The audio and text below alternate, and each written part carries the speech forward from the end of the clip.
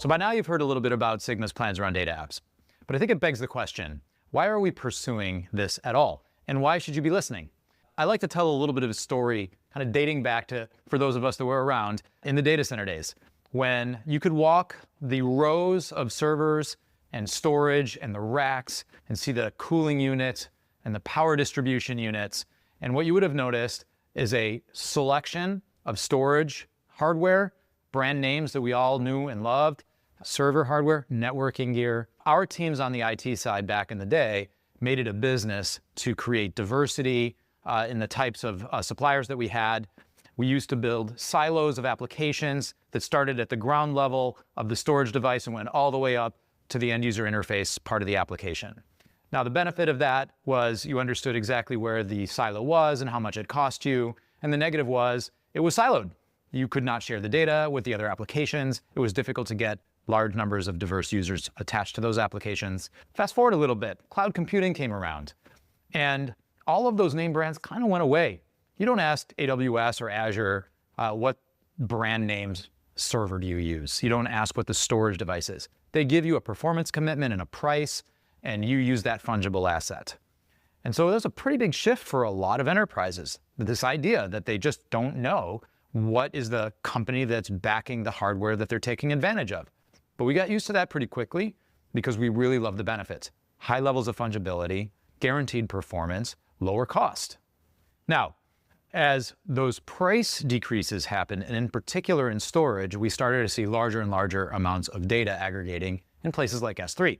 And the problem with S3, of course, was it was really hard to query it. We started to see then products like Redshift and then Snowflake, Databricks, BigQuery, and the host of other platforms that replicated that same database value we used to have on premises, but in the cloud. The problem that leads us to data apps is that we then took all of the same siloed stovepipe applications that we had on-prem, and we renamed them SaaS, but we stuck them in the cloud.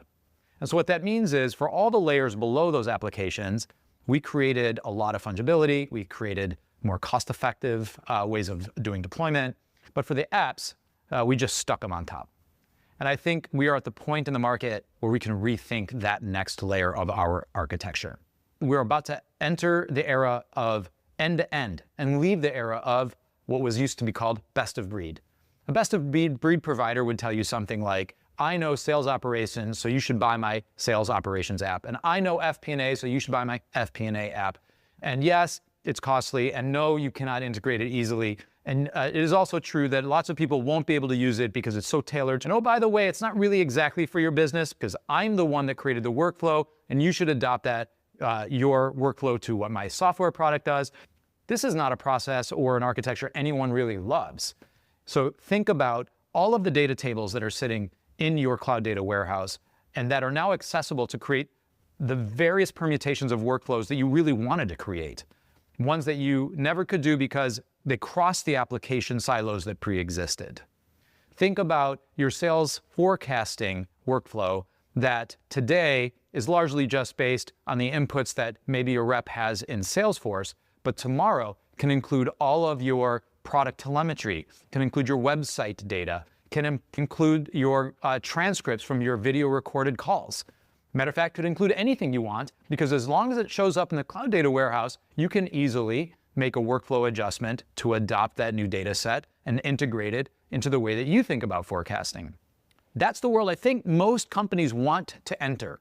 They want control over the workflow.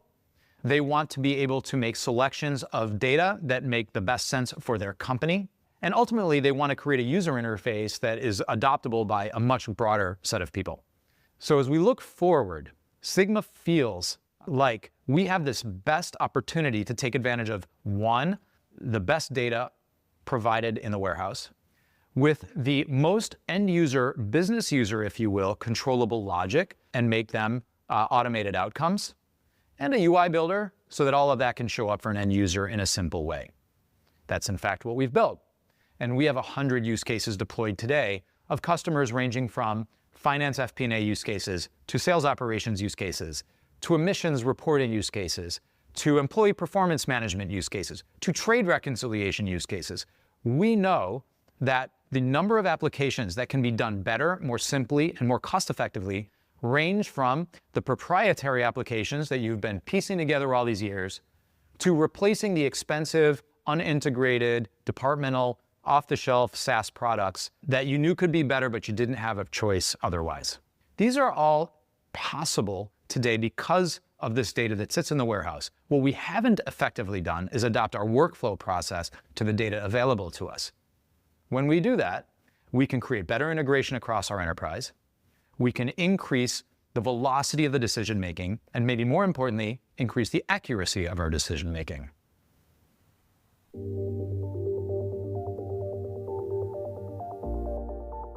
This vision isn't just theoretical. It's already happening in forward-thinking organizations.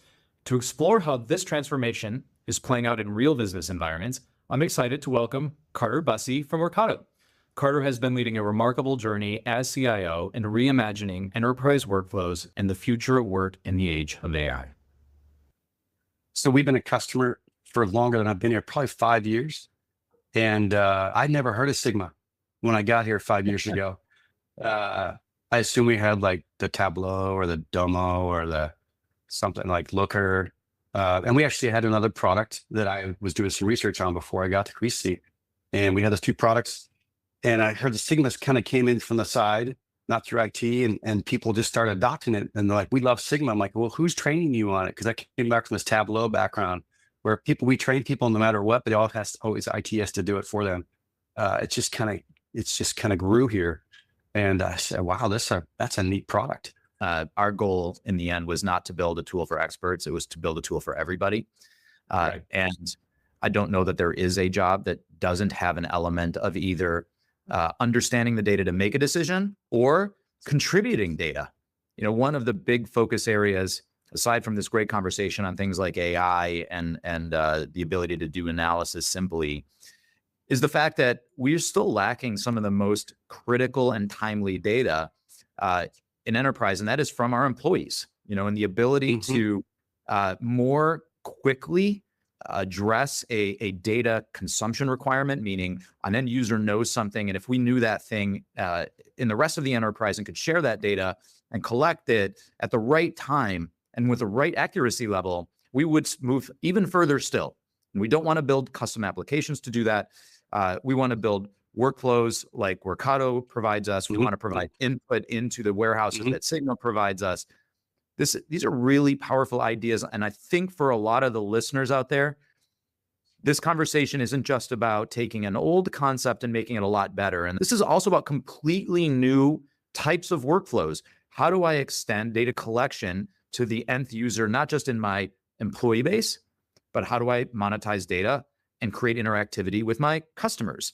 But I love where you're taking it now. You're taking it from the dashboards and making it really easy, Excel type easy, to thinking about BI and having people be able to talk to the data.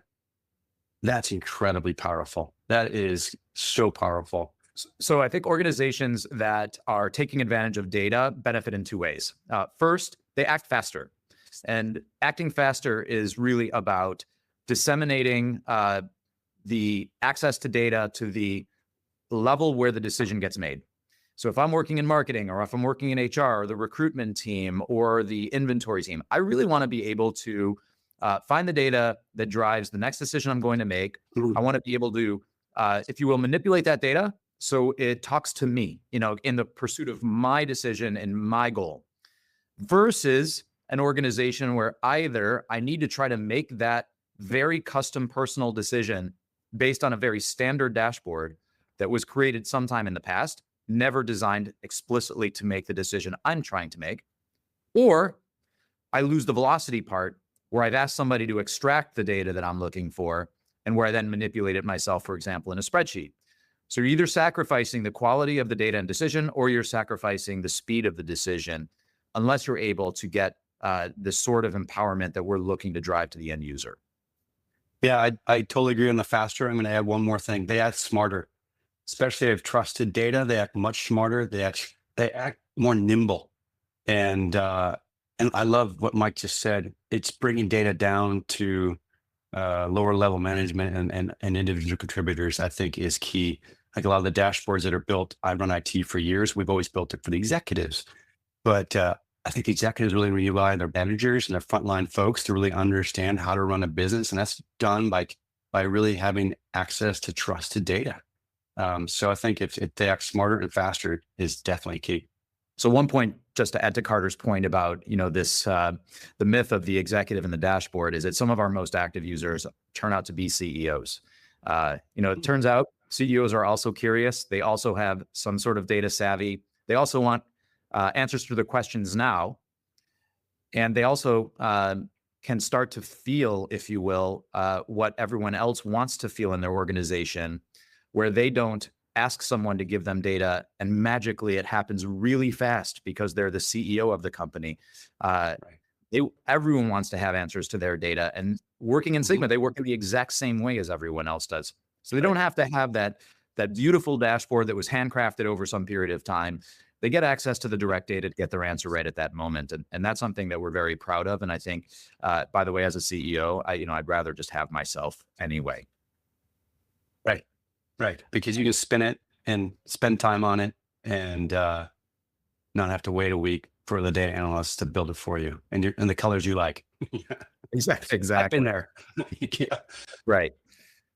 So I think leaders that use AI are trying to accomplish a couple of things. First of all, not dissimilar to the topics that we're discussing today, they want to extend access and empower end users.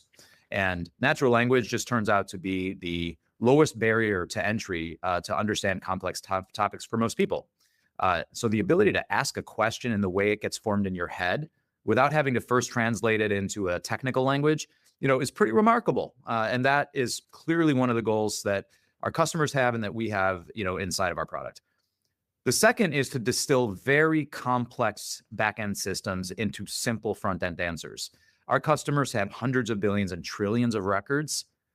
No human is going to be able to synthesize that. You can't stare at that problem. So you need these systems to be able to help narrow the scope of the question so that you can then iterate and pursue whatever objective that you have. So AI across these models really helps take complicated things and make them simple. The leaders who embrace AI in this day and age, it's been around for 2+ years. They're going to be leaders of the future. The ones who aren't embracing, just spending money, I'm sorry, you need to find another job. This is the most powerful tool since I've been around in my professional career.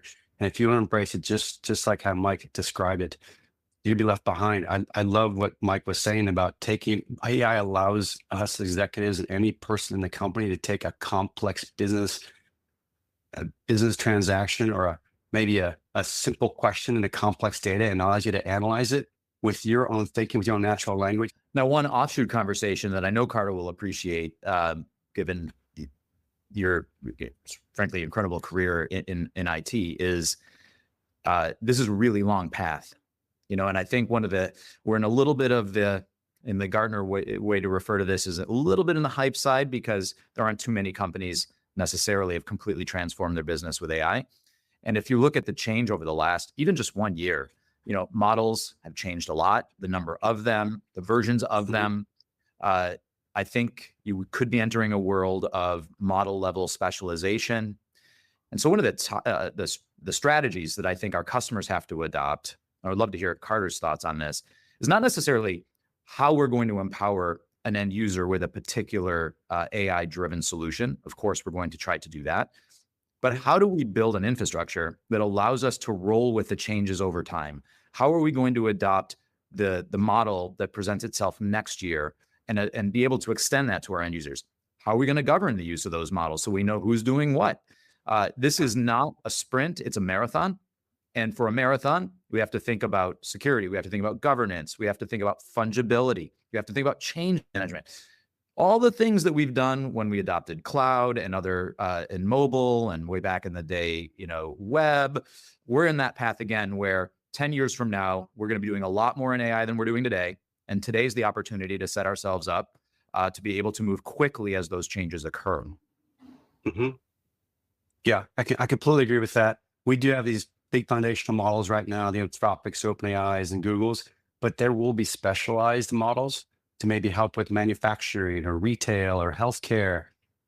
We do, IT really needs to consider how do we plug and play these models as they're coming along. You're going to have I think of it like it's just, you can have a CRM system, an ERP system, you have special models, you have to be able to plug and play your business processes and be able to govern that and offer value. They conflict, right? The security and the governance conflict. And that's where you gotta be really careful. Like, where is your data and where's your data going? That's always concerned. We always want to move fast to be able to provide, as an IT leader, provide value to business leaders like yourself and your management. Agreed. And one of the things that we want to help prevent customers from doing is just waking up 3 years from now and having the new technology sprawl, where they've bought this app for one purpose and that app for another purpose and a third app for another purpose. And there's no synergy and there's very little ability to scale and maybe a lack of security and governance as sort of in pursuit of just adopting like whatever AI thing that looked great at that moment in time. Right. One of the areas that Sigma really thinks a lot for our, in particular, enterprise customers is that they're going to be in a multi-data service provider world. And if they want to abstract their end users from all of that decision-making, the price, performance, feature-based decision-making, then they need an abstraction layer over the top so that they can be provided with the new LLM, they could be provided with a new data source, right. But not have to be retrained or have what I call an asynchronous workflow where they have to log into one thing to get data and then they have to log into a different thing to get different data. And that just doesn't work. It doesn't scale. It's a bad work. Nope. Yeah. And, Mike, you say apps and apps this, apps that. And, I wonder, I might be going on the path here, but CRMs and ERPs, we bring all that data into our data warehouse today, and we use Sigma to help service that to the business. Is there a future where do we really have a CRM and an ERP? Right? Because yes, we use Sigma to help look across those applications. And we use Workato quite a bit to abstract people from these complex business applications. And it plugs data back into our Snowflake. So I'm scratching my head. Are we going to need Salesforce someday? Are we really going to need that? Is it just the data warehouse behind the scenes? Yep. With like a Sigma and Workato helping move the data around. This is an area where I think Carter and I, as I like to say, high five and body bump, because why do I need to have 30, 50, or 100 siloed applications? Why can't I build something simpler? Why can't I build something more customized? Why can't I build things that are less expensive? And the end state may be what the fancy term these days is systems of record applications, but there are a whole lot of applications that are also attached to those that I think are at real risk because we can do better. We're doing a lot of that today. It's so powerful that we do 10 million rows a day we bring into our data warehouse with Sigma on top of it. And the power that we can give everybody in the company with AI, they become their own natural data analysts. So I love where you guys are going. Thank you. I think the highest compliment from anybody is the compliment of usability. As a leader of a company here at Sigma, I know I have a few priorities myself. One of them is, how do we constantly drive down the cost of doing business? One of the most obvious places to do that is in your software licensing. We want to hire great people. That's where we want to deploy our capital. People are creative, people are collaborative, people are engaged with our customers every day. We want to put our money there. So if we have the opportunity to simplify our technical architecture, to reduce the number of vendors that we have, but at the same time, make a similar, if not even a better experience for our employees and our customers, we're going to take advantage of that. So after hearing all of this new information about Sigma's data apps capabilities, what we're hoping is that we've piqued enough of your interest to go take a look at some of the assets that we've posted online. Things like the templates that we've created to give you an idea of what a Sigma workflow looks like alongside a more understood off-the-shelf software product, as well as videos on how those were built so that you can make an assessment yourself, how difficult it is or might not be for you to also build inside of Sigma. Building with Sigma is flexible. Building with Sigma is very cost-effective. It creates a product that is more customized to your business needs and ultimately allows you to make changes ongoing. Give Sigma data apps a try.